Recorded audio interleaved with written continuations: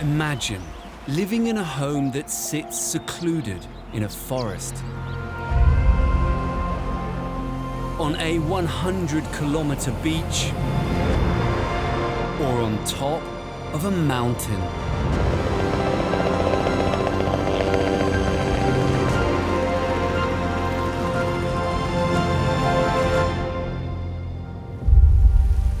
In this series, we travel the globe to explore some of the world's most secret homes, hidden away in truly inspiring locations. From stunning lakeside escapes and secluded mountain cabins, our favorite activity is sitting here and looking at the view, to coastal sanctuaries and city treasures. Spaces like this can cause the spirit to soar. We explore how these spectacular homes were built. The whole thing is on the move, all the way along this coastline. And meet the people who live in them. We fell in love with the nature, the sea. It was a love at first sight. As we discover the world's most secret homes.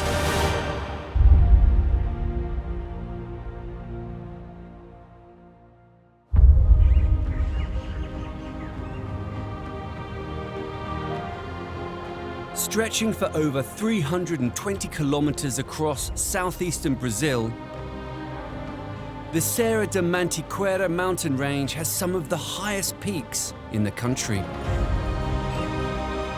Mantiqueira means the mountain that cries. It's a reference to the vast number of springs, streams, and waterfalls that run down the peaks and valleys.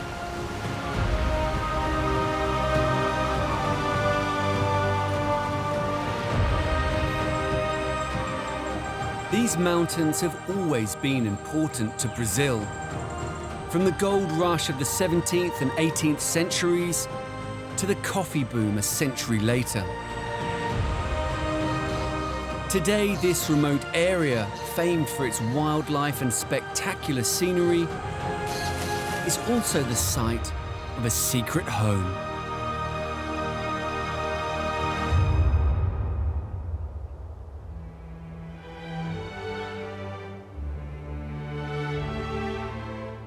Hidden amongst the local araucaria trees, an enormous wooden grid appears to hover above the valley.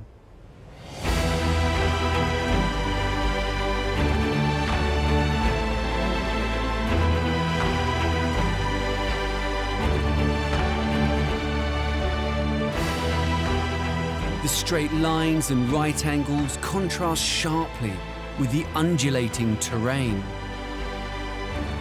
Yet, the house still seems to perfectly fit in its setting.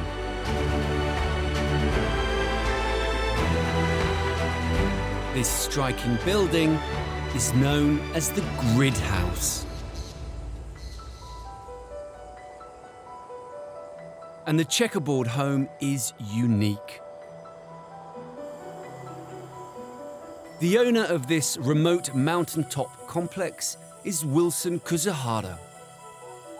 His aim was to create a home in a place he has loved for many years. I decided with my wife that this was the place that we would like to build a house. I said I would like a house integrated with nature to protect and respect all the environments.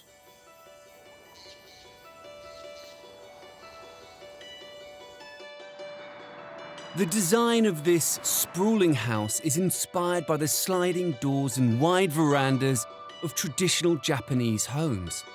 From above, it resembles a giant crossword puzzle.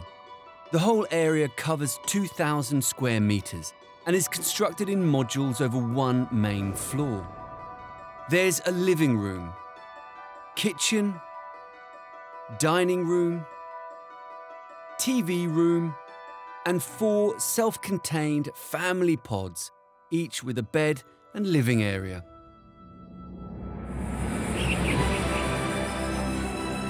To build this dream mountain home, Wilson worked with architect Fernando Forte. Wilson said, okay, let's walk now about 4 or 5 kilometers into the woods, and I want to show you some special place. And then we came up here, and there was like a big plot in the middle of the jungle with some little cows around. And he said, what do you guys think? You think it's possible to make an interesting house here? And we said, oh, yes, of course, just do it.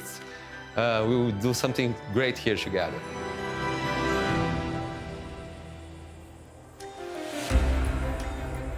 The terrain here is uneven. So to respect the contours of the land, Fernando came up with an unusual design for this isolated house. We did not want to put a house that came from like a flying saucer that was landed here. So we decided to make it like a grid. So nature, after maybe 10, 15 years, will go across it, and we have like a new harmony between architecture and nature. The house is so vast that covered walkways connect all of the self-contained family units. Japanese-style benches on the verandas allow visitors to rest and take in the views. This is kind of the heart of the house because it's the passage through the house from one side of the other and the way to get into the different rooms. And you can see all the grid here in different aspects. You can see the garden underneath. Here we did a lot of pergolas. The original plan was to put glass on top of it. Before putting the glass, Wilson told us, oh, we love it like this. We'll just leave a couple of umbrellas over there. If you want to go to your room and by any chance it's rainy, you just use an umbrella.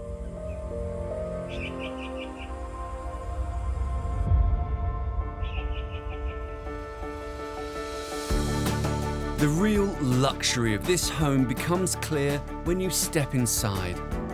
The largest part of the grid is taken up by the main living space. There's a large area for relaxing, a kitchen, and dining space. The roof comes with a surprise. Its own stream.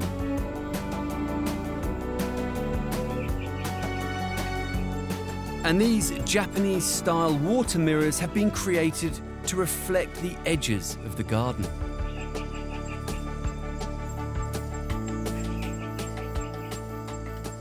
You can see here how symmetrical landscape is on top of the house, so it's not like trying to imitate nature. We didn't want rails all over the place. We wanted to make these water mirrors here so people won't fall down the gaps here in the structure, and so you get your feet wet before you fall down. So if your feet is wet, you're in danger. I think this is one of the most interesting places to understand the house, because we can see there are araucaria trees. They are protected by law, so we have to take really good care of them during construction, but also integrate them with the grid. This is one of the children's rooms. And we sat with each one of them separately and said, okay, what do you want? You want 2 bedrooms, 1 bedroom?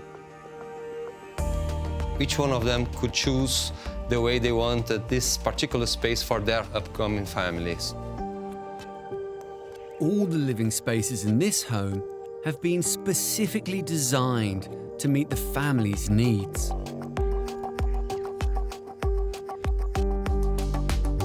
A set of concrete pillars supports the grid house. The home is embedded into the landscape on 2 sides to form a bridge-like structure.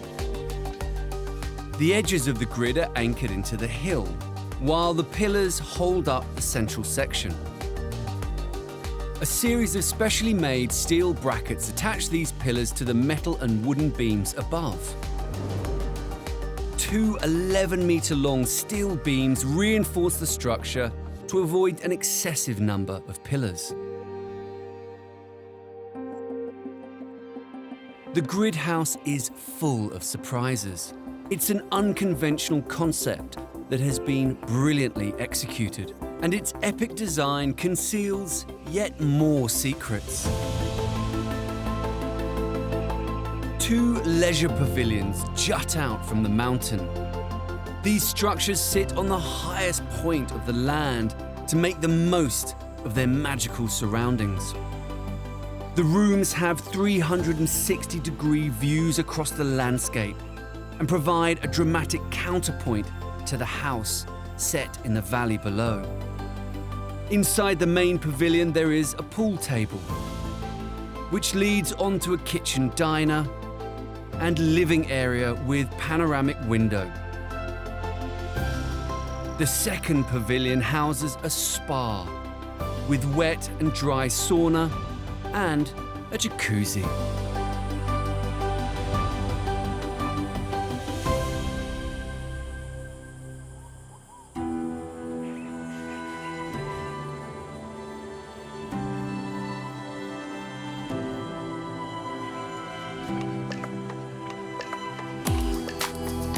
Suspended above the valley, yet merging into the hills, the grid house redefines the boundaries of interior and exterior living. The 70,000 local species of trees planted around the site will help it merge even more into the landscape as time passes. It's a very special place to stay. It's a secret house, but it's a masterpiece. Wilson has achieved his ambition of building an extraordinary house in one of his favourite places in the world. His dream really has come true.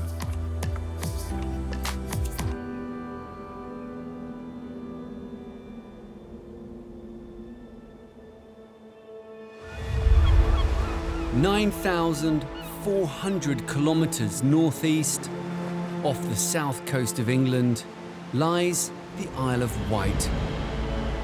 Known for its coastal scenery and lush countryside, this island played a big part in the success of the Allied forces during World War II. Today, an intriguing wartime relic has been transformed into an inspiring secret home.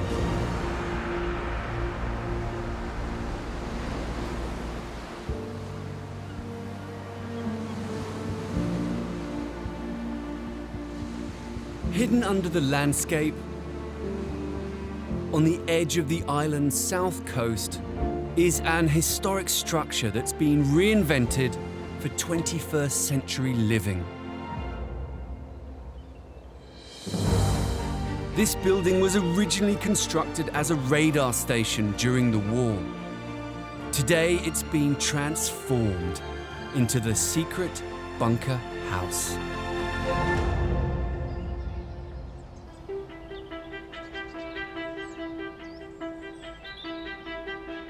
The owners of this historic home are architect Lincoln Miles and his wife, artist Lisa Traxler. We acquired the site 3 years ago. It was a gift of a project. You know, it's a Second World War bunker in the landscape next to the sea. What's not to love about that? So it was like the ultimate project. The house covers 287 square metres over 2 floors. On the top floor there is a master bedroom with dressing room, ensuite bathroom and sauna, reading room and guest room with bathroom. On the ground floor there's a living room, kitchen and dining room. A long corridor connects the house to the old bunker itself.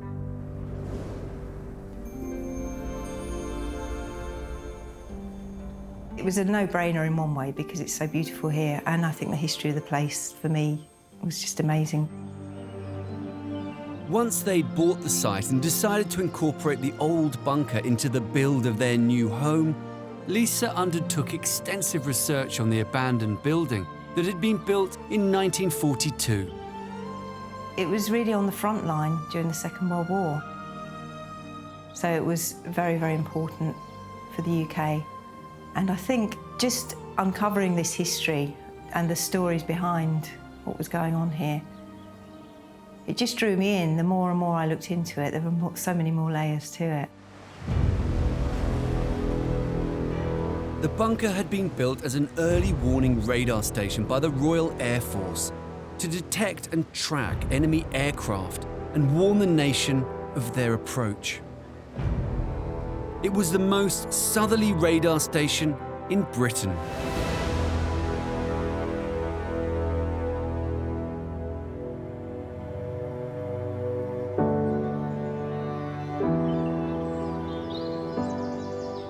The idea when we were talking together about doing this project was the fact that we talked about not doing anything with the bunker, so we weren't making it into a kitchen, we weren't making it into a spare room, that sort of thing. I think we're very lucky that we've been able to leave it very pure, so it is still what it actually was. The design of this dwelling, which hooks into the existing bunker, is done in such a way that the foundations don't meet, aren't joining, the buildings are separated by a void. That was important to us. Strip us out, and you're back to 1942. Effectively, I describe the house as hidden in plain sight. It's here, you can see it, but it's a silhouette that, what is it? It reveals itself as you go around the corners, but still not sure what it is. Lincoln and Lisa designed the facade of the house to resemble the military camouflage system called dazzle camouflage. The striking pattern was developed originally to protect warships at sea. Its idea was it was painted onto vessels out at sea. Huge geometric patterning all over the side of the vessels. And what this did was it confused the eye. I just thought how fascinating this would be on our building. So how could we wrap our building in a dazzle camouflage? The result is a steel system that enhances the modern feel of the house, but at the same time looks to its past.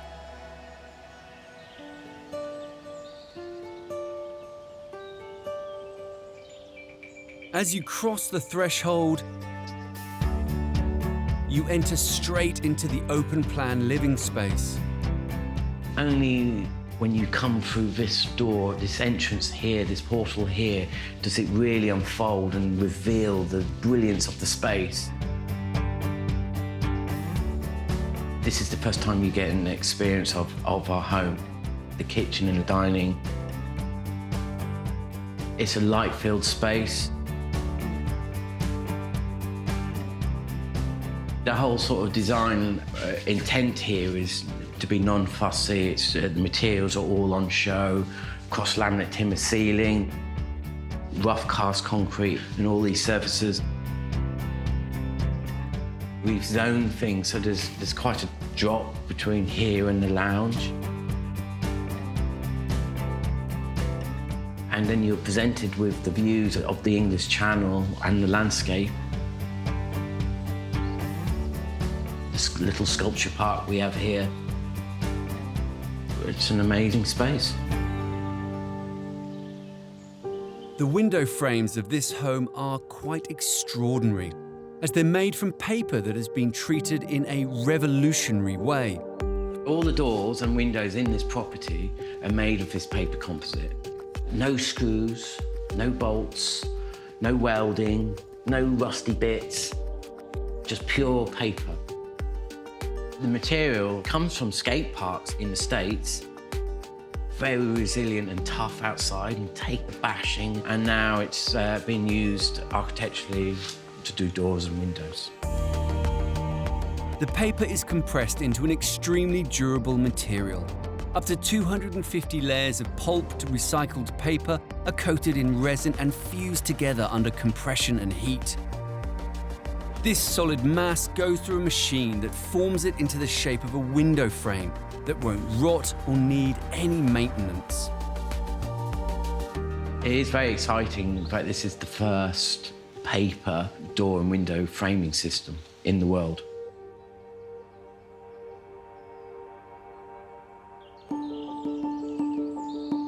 Upstairs is the master bedroom.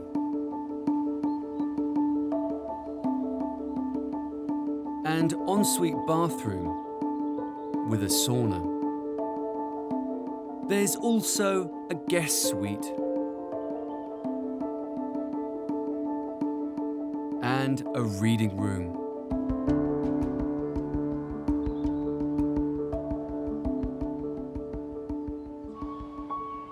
The deeper you travel into this house, the more its history is revealed. Lincoln designed this corridor to connect the modern house with the old bunker.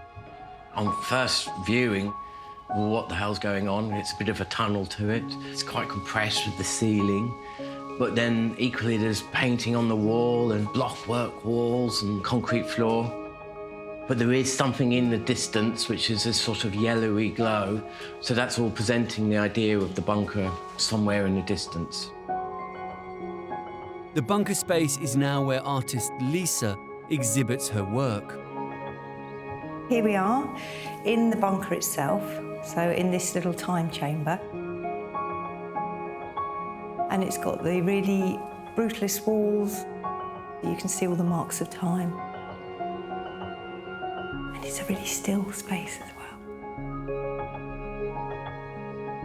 I like to think of it as the room of requirement, so it can be what we need it to be. At the moment, I've got an exhibition in here.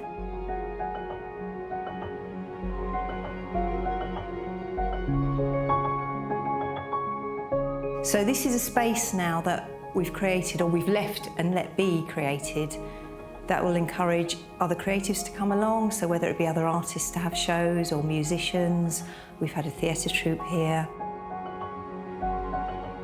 To have this space as part of our home, I can't quite get my head around it. We are so lucky to have this space.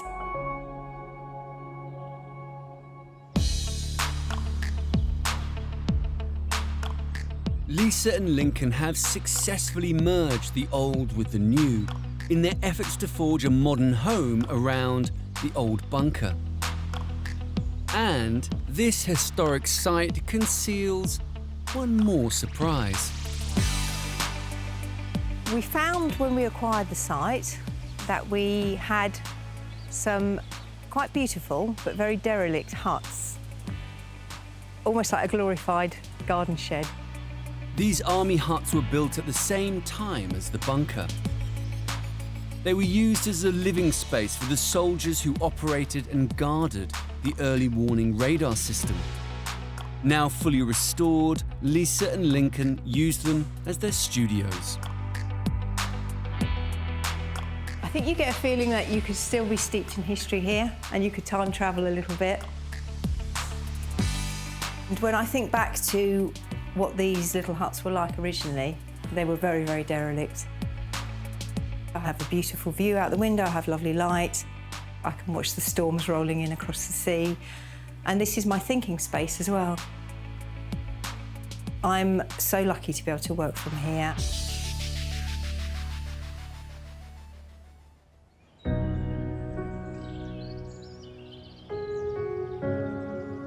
Such a wonderful place to live. It's just staggeringly beautiful, actually, and we love it. Lisa and Lincoln have created a beautiful modern home from the ruins of this derelict building, saving it for future generations and retaining a small piece of this island's legacy.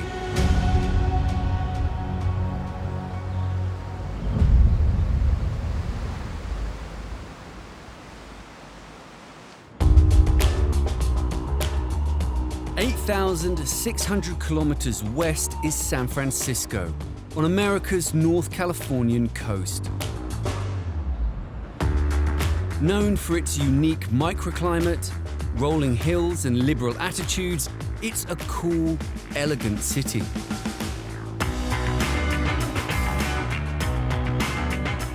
It is the cultural and financial center of the western United States. But this success comes at a price.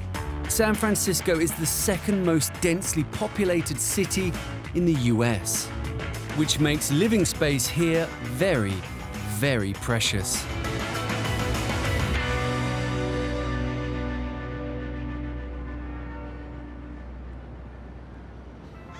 This is Lombard Street, the location of many classic 19th century homes.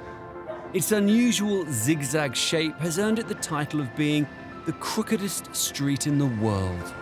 And on this most famous of streets nestles something very different from its historic neighbors.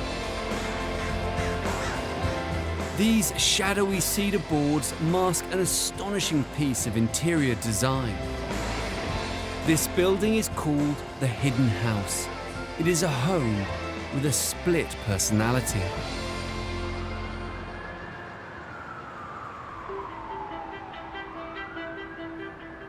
When owner Doug Smith discovered the site, there wasn't an awful lot to see. It was a one-story building that had been here for the better part of 80 years. There was nothing redeeming. It was certainly not a historical landmark. The challenge for Doug was to create a modern home on a very confined plot. You've got, the better part of 3,000 square feet of living space squeezed into a box that is framed by 3 houses. And so it creates a great architectural challenge. The Hidden House covers 268 square meters over 3 floors. The top floor of this extraordinary house contains the master bedroom, bathroom, and a private terrace. On the first floor, there's the main open-plan living space, dining room, and kitchen. And on the ground floor, there's an office, guest bedroom, and bathroom.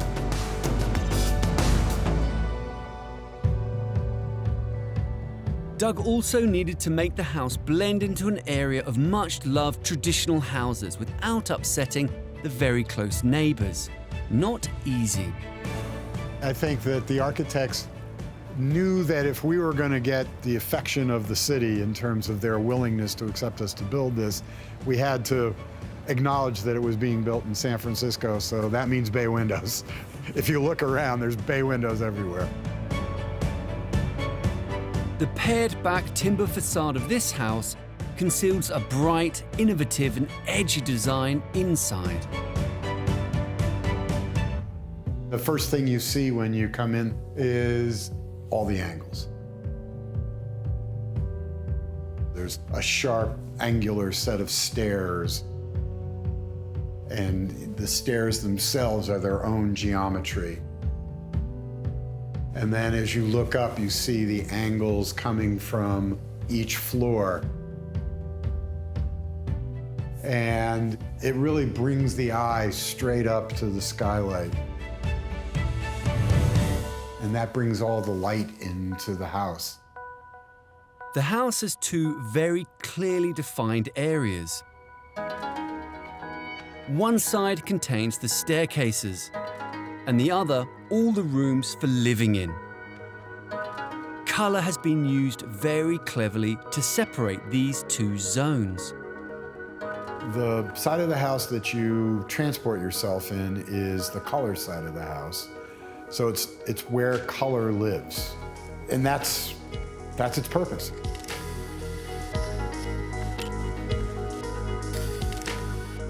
If you move to the other side of the house where we live, it's all materials. So there's wood materials, there's concrete, and there's metal, and there's the ceiling itself, which is in its raw form. This house transforms those raw materials to create a bright and modern 21st century home in this 19th century neighborhood. On the ground floor is a guest bedroom and a bathroom. Doug's office is also on this level. It's ingeniously designed to open out onto a hidden space. There may be many rooms crammed onto this small plot, but the home's clever layout still leaves space for a surprising garden. It's best in the fall. When the weather comes and turns nice, you know, my office literally becomes an outdoor living space. It's great just to be able to have this incredibly private space that's, you know, it's very zen in its feeling.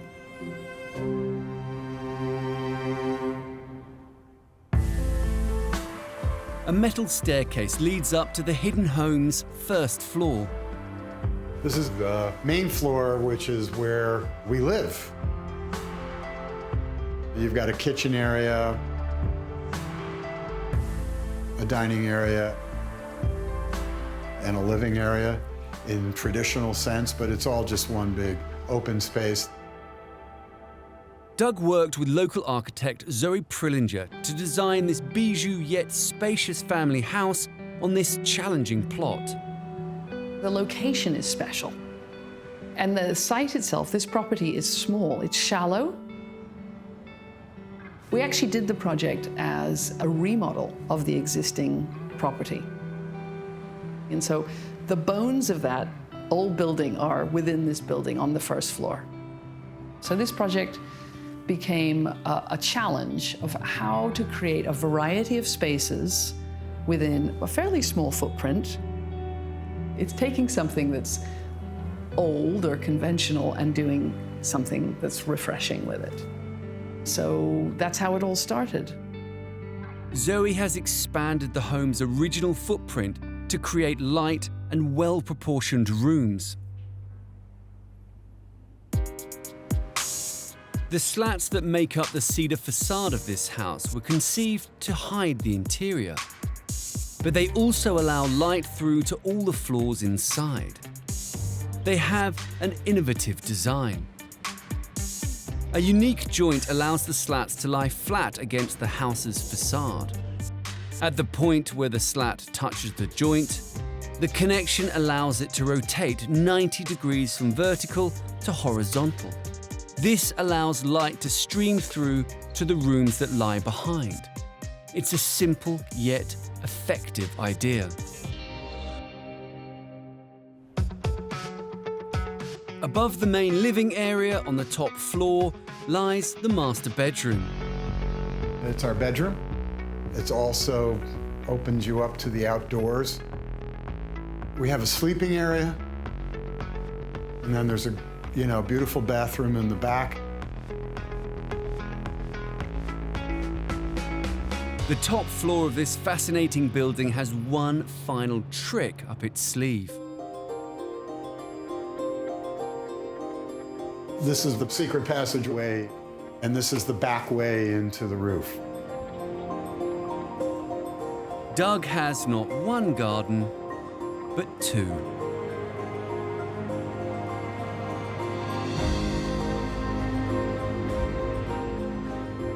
This is one of our favorite places to be.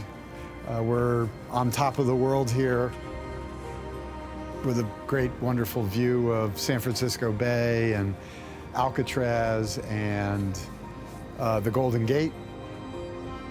This is our place to play and relax and really come to appreciate what an amazing city we live in. This is our space. This is the special part of the house, the wow factor part of the house. This is the place where we get to really bring San Francisco into our lives. We're really happy to be living here and enjoying being in San Francisco. This hugely ambitious house is the perfect meeting of old and new. It's a jewel in San Francisco's crown.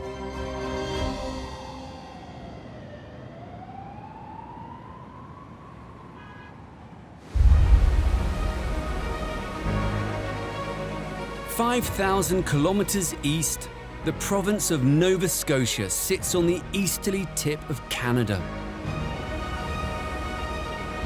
This remote location, famous for its rugged landscape and high tides, is not for the faint-hearted. It's a tough place to live. So building a house here comes with many challenges.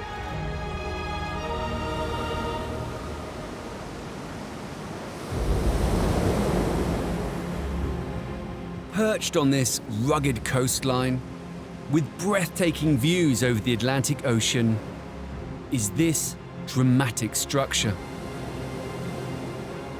It's called the De Vries House.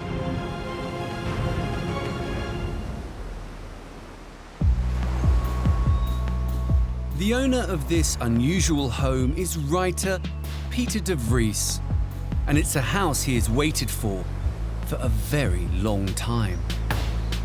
I bought the land about 18, 19 years ago.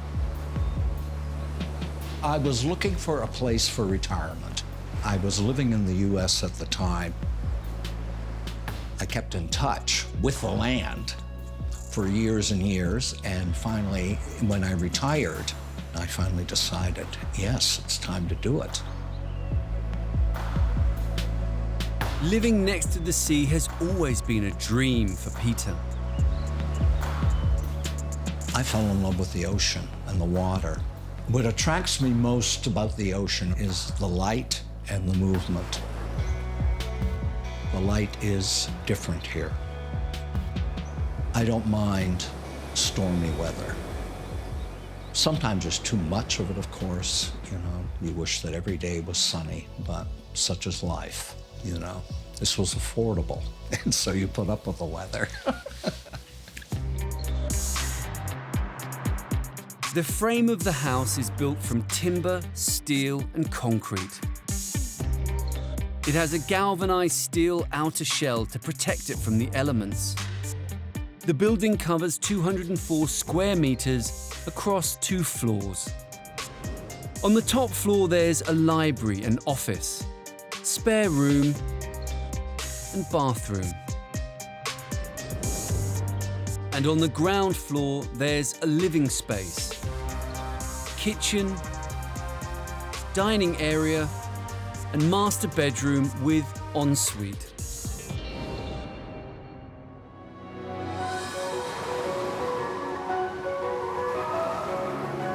Peter worked with project architect Will Perkins to build this secret home. I love this view of the house right here. I do too. Yeah. One of the best things about our job is designing these projects and building them in your head with the clients and then seeing them come to life. So every project is exciting in that way, but working with Peter was a treat. This was my first finished project, and I'm very proud of it, yeah. This home's wedge-shaped design stands proudly on the water's edge. The building is situated so when you arrive in the driveway, you're presented with the back of the building, which is the north side. You enter into that part of the building and you're greeted with this corridor that's quite narrow and quite tall.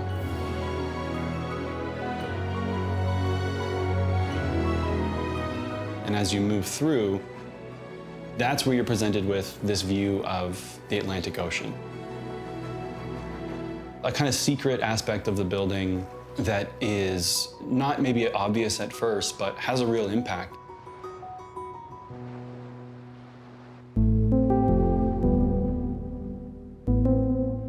When it came to designing the inside of his home, Peter had a very particular request. The most important thing that Peter brought to the table was his incredible collection of books. That was something that we attached ourselves to instantly in terms of like an exciting design challenge and a unique story that Peter brings to the project. What I really like about this space, first of all, are these, the very nicely designed bookcases, is that it functions as sort of a library. 2 walls of books, and then, of course, the window on that side. One of the things that I asked the architect was that there be no bookcases in the living room, so that there is an area that is book-free, that the whole house did not become a monument to my books. I love books, but but I don't want to be buried by them.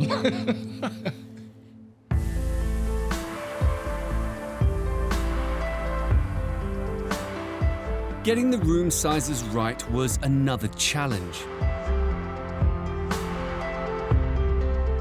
Peter wanted his upstairs library to be tall and imposing, but the rest of the living spaces to be cozy with low ceilings. The design of each room also had to maximize the views.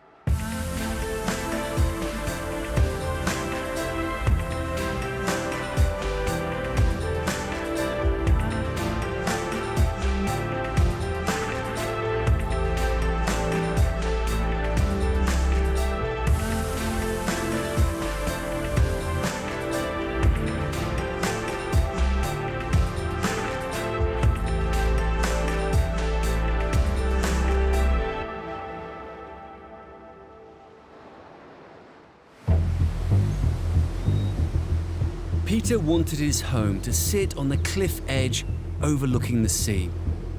Making it sturdy enough to stand up to the strong winds and rain here was a formidable engineering challenge. The vertical face of the house takes the full force of the North Atlantic winds. Strong gusts could easily lift the home off its foundations. To guard against this, a large timber frame runs right through the house. This frame connects to steelwork, which in turn transfers the force of the wind into concrete buttresses hidden in the internal walls that go deep underground. This house full of books has a small secret upstairs in the library, hidden away like something from Alice in Wonderland. So on the north side of the house, in the floor-to-ceiling bookshelves, we incorporated this door. It almost feels like it's part of the shelving unit. And then you get this sort of interesting experience of being able to move through this wall of books into the second room here, where you get a view of the forest. There's almost a secret kind of hidden quality to this room from the rest of the house.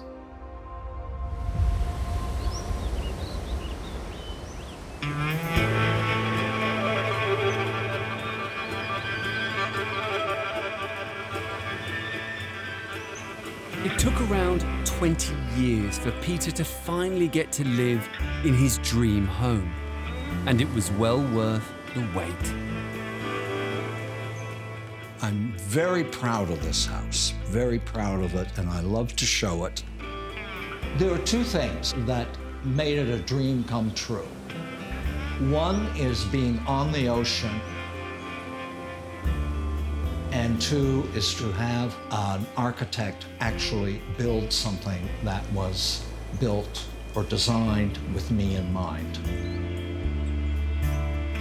I can't imagine anyone could appreciate the house more than me. I love it.